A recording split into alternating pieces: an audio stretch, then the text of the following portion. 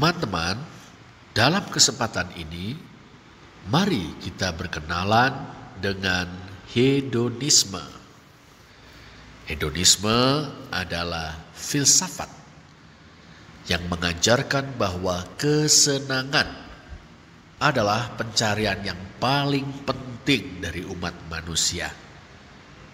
Kesenangan adalah satu-satunya hal yang baik untuk setiap orang atau individu. Karena itu, kaum hedonis berupaya untuk memaksimalkan total pleasure mereka, yakni hasil bersih dari kesenangan dikurangi rasa sakit atau penderitaan. Mereka percaya bahwa kesenangan adalah satu-satunya kebaikan dalam hidup. Rasa sakit adalah satu-satunya kejahatan. Tujuan hidup kita adalah memaksimalkan kenikmatan atau kesenangan dan meminimalkan rasa sakit. Ada beberapa jenis atau macam hedonisme. Hedonisme psikologis mengajarkan bahwa manusia secara psikologis dibangun sedemikian rupa sehingga secara eksklusif menginginkan kesenangan. Sedangkan hedonisme etis mengajarkan bahwa kewajiban moral mendasar kita adalah memaksimalkan kesenangan atau kebahagiaan. Klaim normatifnya, kita harus selalu bertindak untuk menghasilkan kesenangan kita sendiri. Hedonisme biasanya mengandaikan sikap individualis dan terkait erat atau dikaitkan erat dengan egoisme, mengajarkan bahwa individu harus selalu mencari kebaikannya sendiri atau kepentingannya sendiri dalam segala hal. Jenis hedonisme yang moderat adalah epikurianisme yang masih berusaha memaksimalkan kebahagiaan, tetapi mendefinisikan kebahagiaan lebih sebagai keadaan tenang atau tentram ketimbang kesenangan.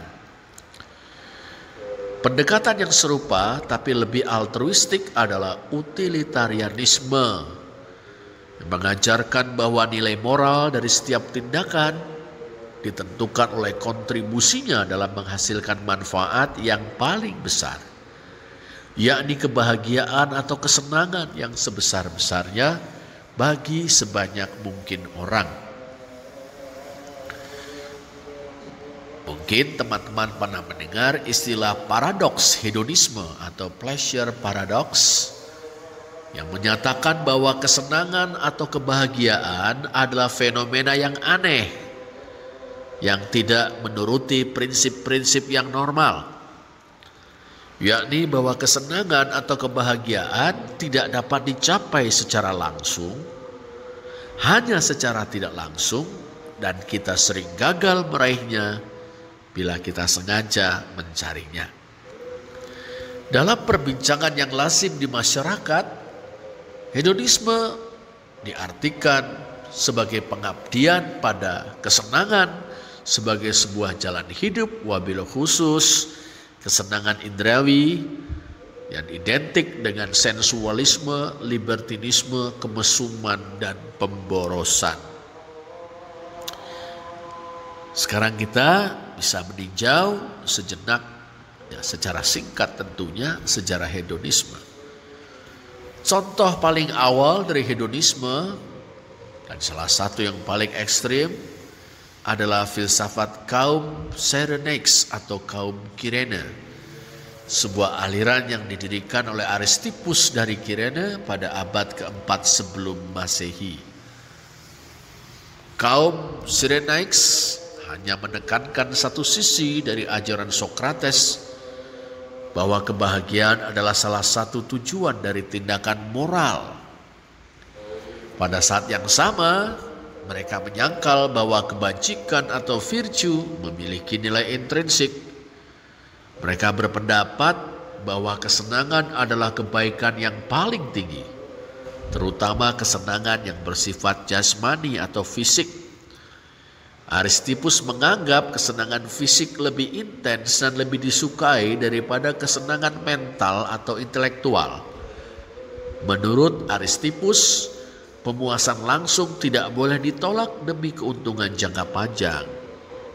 Jadi apa yang ada di depan mata yang menawarkan kesenangan atau kenikmatan, ambillah, terimalah, nikmatilah. Epikurianisme dianggap oleh beberapa orang sebagai bentuk dari hedonisme kuno. Pendirinya adalah Epikurus. Epikurus setuju bahwa kesenangan adalah kebaikan yang paling besar. Tetapi ia mengidentifikasi kesenangan dengan ketenangan atau ketentraman ketimbang kepuasan badani, dan menekankan pengurangan keinginan terhadap perolehan kesenangan secara langsung. Bagi Epikurus, kesenangan tertinggi terdiri dari kehidupan sederhana dan moderat, tidak ekstrim ke salah satu sisi, yang dihabiskan bersama para sahabat atau dijalani bersama para sahabat dan dalam diskusi tentang filsafat. Epikurus juga berhati-hati untuk tidak menyarankan kita menjalani kehidupan yang berpusat pada diri sendiri, yang menghalangi orang-orang lain untuk mendapatkan kesenangan mereka sendiri. Di abad pertengahan, sebagian besar filsuf Kristen mencela hedonisme. Mereka yakin bahwa hedonisme tidak sesuai dengan penekanan Kristen untuk menghindari dosa, melakukan kehendak Allah, mengembangkan nilai-nilai iman, pengharapan, dan kasih. Namun para filsuf Renaissance seperti Erasmus dan Sir Thomas More menghidupkan kembali hedonisme hingga batas tertentu. Mereka membela hedonisme atas dasar agama, yakni bahwa kesenangan sebenarnya sesuai dengan kehendak Allah yang menginginkan manusia bahagia. Libertinisme adalah sebuah filsafat yang terkait dengan hedonisme yang mendapatkan penganut pada abad ke-17, 18, dan 19, khususnya di Prancis dan Inggris, termasuk Earl of Rochester yang kedua yang hidup tahun 1647 sampai 1680. Demikian juga Marquis de Sade yang hidup tahun 1740 sampai 1814, juga seorang okultis atau penganut okultisme Aleister Crowley yang hidup dari tahun 1875 sampai 1947. Libertinisme mengabaikan, bahkan dengan sengaja menolak norma-norma agama, moral yang diterima masyarakat, dan bentuk-bentuk perilaku yang disetujui oleh masyarakat luas. Alih-alih libertinisme mendorong pemuasan dalam bentuk apapun, wabil khusus pemuasan seksual. Utilitarianisme yang dikemukakan oleh dua filsuf Inggris, yakni John Stuart Mill dan Jeremy Bentham, mengembangkan dan menyempurnakan hedonisme.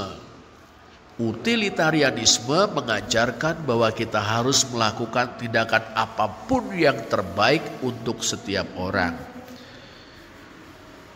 Adagiumnya, kebaikan terbesar untuk jumlah yang terbesar.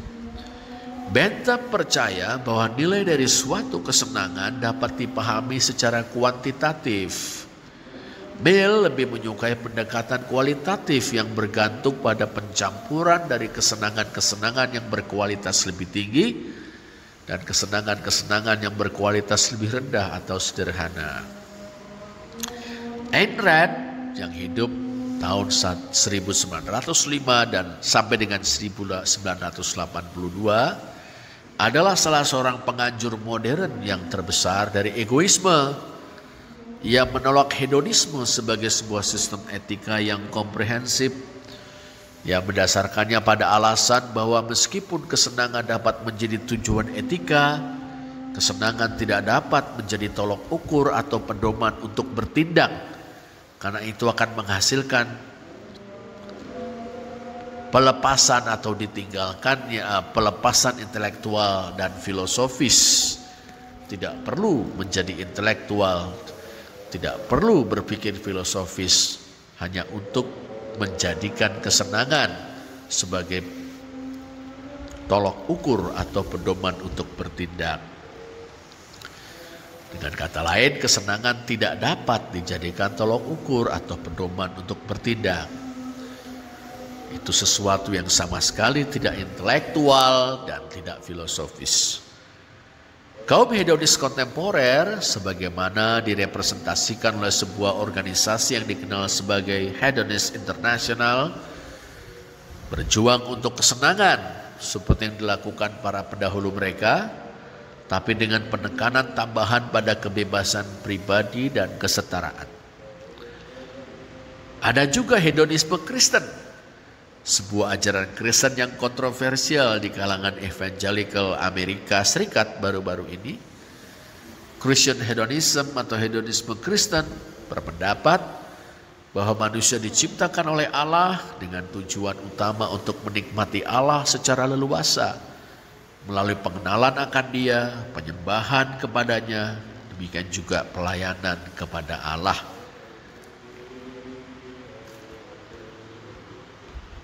Kita dapat menyebut John Piper sebagai penganjur utama dari Christian hedonism.